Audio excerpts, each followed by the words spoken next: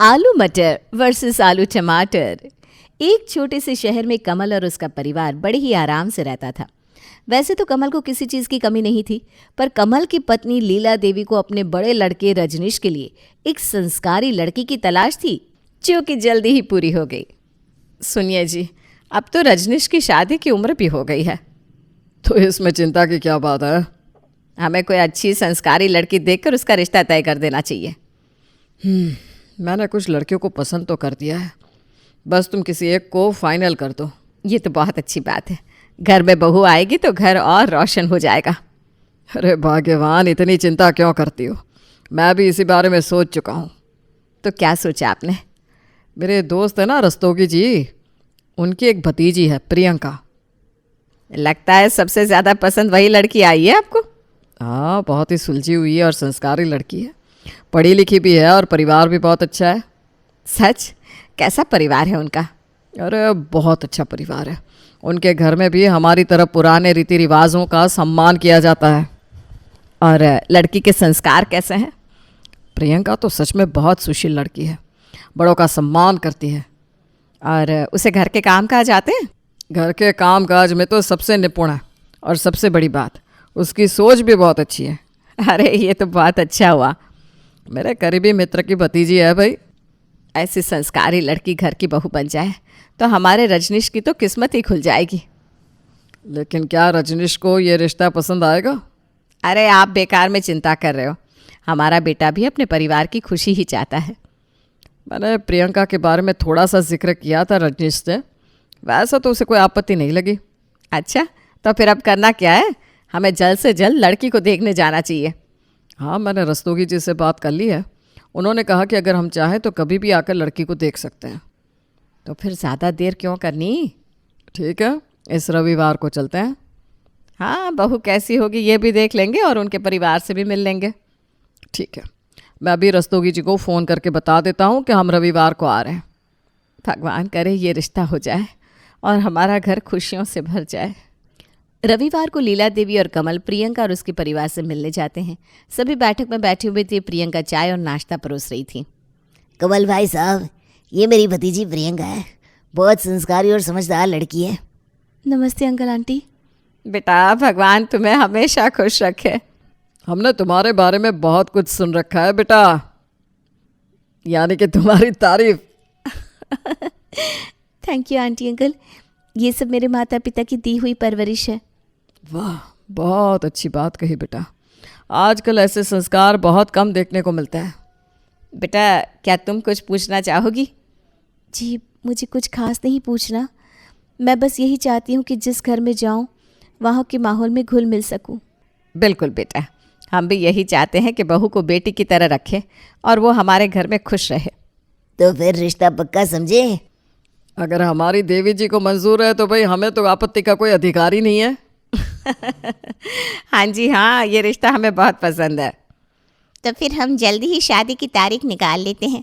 जी बिल्कुल, जल्दी से जल्दी शादी हो जाए तो अच्छा है। कुछ ही दिनों में प्रियंका और रजनीश की शादी भी हो जाती है। प्रियंका नई बहू थी तो हमेशा 2 से 3 तरह की सब्जियां बनाया करती। घर के बाकी सदस्य को तो ये सब अच्छा लगता था, पर लीलावती हर बात पर प्रियंका को टोक दिया करती थी। हाय राम, ये क्या हो रहा है बहू?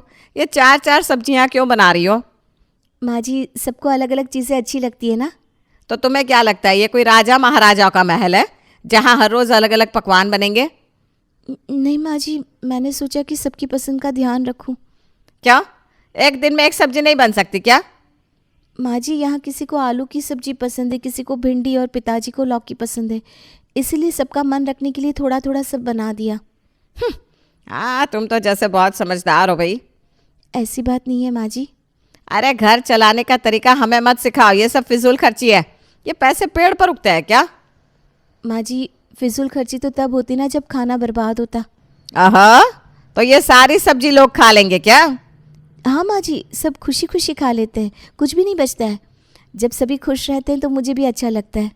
हाँ क्यों नहीं, आखिर फ्री का पैसा जो मिल रहा है जितना चाहो उड़ाओ। मैंने तो कभी ऐसा नहीं सोचा।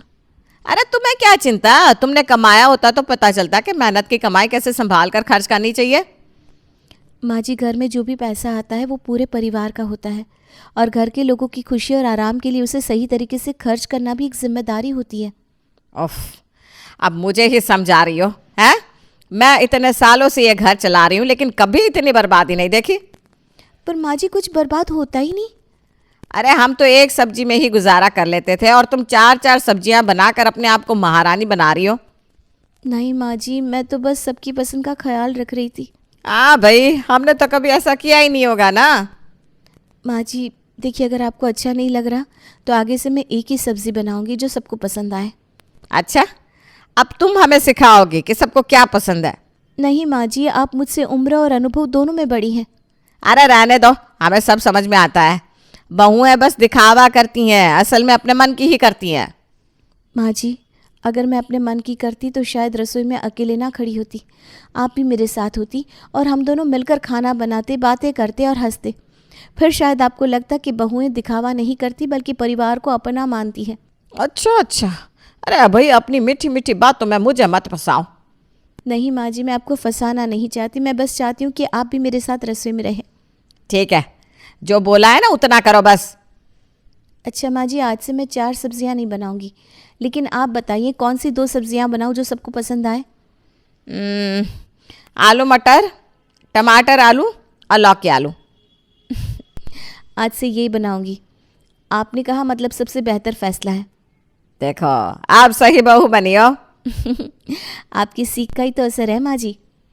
प्रियंका हर रोज अपनी सास लीला देवी के कहने पर कभी आलू मटर तो कभी आलू टमाटर, सुबह शाम रात सिर्फ आलू की सब्जी बनाने लगी, जिससे परेशान होकर एक दिन प्रियंका का देवर सुमित अपनी भाभी से कहता है, भाभी फिर से आलू? सुबह सुबह आलू टमाटर, कल भी आलू था, परसों भी आलू था और आज भी आलू। घर में और कोई सब्जियां नहीं आती क्या? अरे देवर जी, इतनी सुबह सुबह गुस्सा क्यों हो रहे हो? देखो, ये आलू टमाटर है, कल सुबह आलू परवल था और परसों आलू बैंगन। हर दिन सब्जी तो अलग होती ही है। हाँ, बहुत अलग। मतलब आलू तो है ही ना हर दिन, कभी टमाटर डाल दिया, कभी परवल, कभी बैंगन, लेकिन आखिर में तो प्लेट में आलू ही होता है। अरे तो इसमें क्या बुराई है? आलू तो सबका प्यारा साथी है। अब क्या कह रही है भाभी? यही कि आलू हर सब्जी के साथ मिल जाता है, हर किसी को पसंद आता है और सबसे बड़ी बात जल्दी बन जाता है। हाँ, पर सबसे बड़ी बात माँ जी का आदेश है कि रोज़ आलू की सब्ज़ी बने, तो मैं उनका कहा कैसे टाल सकती हूँ? भाभी आप भी ना कमाल हो। मतलब घर में लोकतंत्र खत्म हो गया है, अब हम और कुछ खा भी नहीं सकते। अरे लोकतंत्र तो है, पर आलू उसका प्रधानमंत्री बन गया है। अब अगर सरकार ही आलू की हो गई तो जनता को भी उसका समर्थन तो करना पड़ेगा ना। वाह, क्या राजनीति है भाभी, आप तो बहस जीतने में भी माहिर हो। देखो, आलू तुम्हें एनर्जी देता है और वैसे भी जब दिमाग बहस में इतना काम कर रहा है तो बॉडी को भी एनर्जी चाहिए ना। हाँ हाँ, एनर्जी। ज़्यादा आलू खाकर मैं गोलगप्पा बन जाऊंगा, फिर कॉलेज में दोस्त नहीं लोग आलू पटाखा कहकर बुलाएंगे। अरे नहीं नहीं नहीं, गोलगप्पे नहीं बनोगे, तुम तो कॉलेज के हीरो हो और हीरो ही रहोगे। अरे भाभी, आपकी बहस में तो लेट ही हो गया, अभी मेरी बस छूट जाएगी। हाँ तो जल्दी खाओ और निकलो। बस करिए भाभी, आप बहस में जीत गई, मुझे माफ़ करिए। अब मैं और आलू पर लेक्चर नहीं सुन सकता। चलो, कम से कम मेरी मेहनत से बनी आलू की सब्जी खाकर ही जाओ। खा रहा हूँ भाभी। आलू की सब्जी के कारण घर के सभी सदस्य परेशान थे। सुमित से तो प्रियंका की खट्टी मीठी लड़ाई चलती रहती थी, परंतु इस बार प्रियंका के ससुर कमल आलू की सब्जी के कारण अपना सारा गुस्सा प्रियंका पर निकाल देते हैं। ये क्या मजाक बना रखा है प्रियंका, फिर से आलू की सब्जी? घर में और कोई सब्जी क्यों नहीं बन रही? बाबूजी, आज तो आलू जीरा बनाया है, ये तो अलग सब्जी है ना। अलग? तुम्हें लगता है कि बस जीरा डाल देने से सब्जी अलग हो जाती है? बाबूजी, अगर मसाला अलग डाला है तो सब्जी भी तो अलग हुई ना। अरे भाई, रोज सुबह शाम हमें आलू ही क्यों परोसा जाता है? क्या तुम्हें बाजार से दूसरी सब्जियां खरीदने के लिए पैसे नहीं दिए जाते? नहीं बाबूजी, ऐसी बात नहीं है, पैसा तो मिलता है पर। तो फिर क्या वजह है? या कोई सजा देना चाहती हो हमें, या फिर आलू खिलाकर कोई बदला ले रही हो? बाबूजी, ऐसी बात मत कहिए, मैं आप सबसे बदला क्यों लूँगी? मैं तो बस वही कर रही हूँ जो माँ जी चाहती हैं। क्या? हाँ बाबूजी। कमल प्रियंका की बात सुनकर शांत हो जाता है और अपनी पत्नी से इस बारे में पूछता है। लीला देवी, ये सब तुम्हारे कहने पर हो रहा है? हाँ जी, मैंने ही कहा था कि आलू की सब्जी बना दिया करें, इसमें क्या बुरा है? सबको पसंद भी आती है और जल्दी भी बन जाती है। पसंद आती है? अरे मुझे तो अब आलू का नाम सुनकर भी गुस्सा आने लगा है। मैं जब खाना बनाती थी तब तो कुछ नहीं होता था। अरे हर दिन वही आलू टमाटर, आलू मटर, आलू गोभी, आलू बैंगन, मानो दुनिया में और कोई सब्जी बची ही नहीं। पापा, मैंने भी यही शिकायत की थी, लेकिन भाभी के तर्कों के सामने हार गया मैं। बाबूजी देखिए, बात यह है कि आलू बहुत ही उपयोगी सब्ज़ी है। इसे आप किसी भी तरह से बना सकते हैं, किसी भी सब्ज़ी के साथ जोड़ सकते हैं और ये झटपट बन भी जाती है। अरे बहस मत करो, मैं तुम्हारे तर्क नहीं सुनना चाहता। बस यही जानना चाहता हूँ कि आखिर और सब्जियाँ क्यों नहीं बन रही। बाबूजी, माँ जी का आदेश है कि रोज़ आलू बनाया जाए। मैं उनके कहे बिना कुछ भी नहीं बदल सकती। तो इसका मतलब यह है कि अब इस घर में मेरी भी कोई सुनवाई नहीं है। अगर मैं कहूँ कि अब से आलू नहीं बनेगा तो क्या तुम मानोगी? बाबूजी, अगर मैं आपकी बात मान लूँ और कुछ और बना दूँ तो माँ जी मुझसे नाराज़ हो जाएंगी। वाह, तो अब इस घर में मेरी नहीं बल्कि तुम्हारी सासू माँ की चलती है। सुनिए जी, आप ना ज़्यादा बढ़ा चढ़ा कर मत बोलिए। मैंने तो बस घर के हिसाब से कहा था कि आलू ज़्यादा अच्छा रहता है। अच्छा, तो अब घर का हिसाब भी तुम ही तय करोगी। मैं तो कहता हूँ कल से आलू नहीं बनेगा। अब देखता हूँ घर में किसकी चलती है। बाबूजी, मुझे तो सिर्फ घर के नियमों का पालन करना है। जो माँ जी कहेंगी वही होगा। अच्छा, बहुत बढ़िया। तो अब मुझे अपनी थाली में क्या मिलेगा ये भी लीला देवी तय करेंगी। घर का माहौल गर्म हो जाता है। पर प्रियंका अपनी माँ जी के कहे अनुसार आलू की सब्जी बनाना जारी रखती है। घर वालों को इस बात का पता लग ही गया था कि आलू से छुटकारा तो नहीं मिल सकता। साथ ही अगर प्रियंका से कुछ कहा गया तो एक अच्छी खासी बहस सामने खड़ी हो जाएगी, जिससे जीतना नामुमकिन है। कुछ ही दिनों बाद रजनीश की बुआ सरोज और फूफा सुभाष घर आते हैं। भैया भाभी कैसे हैं आप? बहुत दिनों बाद आना हुआ, घर में आकर कितना अच्छा लग रहा है। हाँ कमल, इस बार तो हम ठान कर आए हैं कि 2-3 दिन रुक कर ही जाएंगे। हाँ हाँ ज़रूर, लेकिन बस एक सलाह देना चाहता हूँ, घर में ज़्यादा बहस मत करना, खास करके प्रियंका से तो बिल्कुल नहीं। अरे ऐसा क्यों कह रहे हो भैया? देखो सरोज दीदी, हमारी बहू बहुत अच्छी है, लेकिन एक बात कहनी पड़ेगी, बहस करने में उससे कोई जीत नहीं सकता। अच्छा, तो बहू बहुत समझदार और तर्कशील है। हाँ भाई, इतनी ज़्यादा कि हम सब हार चुके हैं। अब हमने ठान लिया है कि जो भी खाने को देगी बिना सवाल किए खा लेना ही बेहतर है। अरे भैया, आप तो मजाक कर रहे हैं। आखिर ऐसा क्या हो गया? असल में मैंने प्रियंका को आलू की सब्जी बनाने को बोला था, इसलिए अब घर में ना हर समय बस आलू ही बनता है, सुबह दोपहर रात। क्या हर समय आलू? और किसी ने कुछ कहा नहीं? कहा तो था, लेकिन अगर कुछ कहो तो बहस के लिए तैयार रहो। अच्छा, तो मतलब ये कि प्रियंका सिर्फ खाना ही नहीं, तर्क भी बहुत अच्छा परोसती है। हाँ भाभी, अब समझ में आया कि तुमने क्यों कहा कि प्रियंका से बहस ना करे, लेकिन मैं नहीं डरने वाली इन बातों से। कमाल कर दिया प्रियंका ने भाई। देखो सुभाष, मैं तो तुम्हें पहले ही सचेत कर रहा हूँ, जब प्रियंका खाना परोसे तो चुपचाप खा लेना। भूल कर भी ये मत कहना कि फिर से आलू, वरना बहस शुरू हो जाएगी और यकीन मानो तुम्हें जवाब ऐसा मिलेगा कि तुम जीत ही नहीं पाओगे। कमल और लीलावती के लाख समझाने के बावजूद भी सरोज और सुभाष उनकी बात को टाल देते हैं और प्रियंका जैसे ही खाना परोसती है, सरोज बोल पड़ती है। प्रियंका, तुम्हारे यहाँ कोई मेहमान आता है तो उसे आलू खिलाते हैं क्या? बुआ जी, आप तो अपने हो, मेहमान तो वे होते हैं जो गैर हो। परिवार के लोग तो घर के खाने से ही खुश रहते हैं, है ना? वाह बहू, मतलब हमें अपना मानकर आलू परोस रही हो। कुछ स्पेशल बनाने का भी मन नहीं हुआ? अरे फूफा जी, ये जो सामने रखा है ना, वही तो है स्पेशल। देखिए, ये साधारण आलू नहीं है, बल्कि बहुत मेहनत से बनाई गई डिश है। अच्छा, बताओ इस डिश में ऐसी क्या खास बात है? देखिए, ये जो आपके सामने है, ये जीरा आलू है। इसमें मैंने हल्का घी डाला है, तले हुए जीरे का तड़का लगाया है और ऊपर से हरा धनिया डाला है। अच्छा, और ये दूसरी वाली सब्जी? ये धनिया आलू है। इसमें मैंने तेल की जगह मक्खन डाला है और हरी मिर्च के साथ ढेर सारा ताज़ा धनिया डाला है।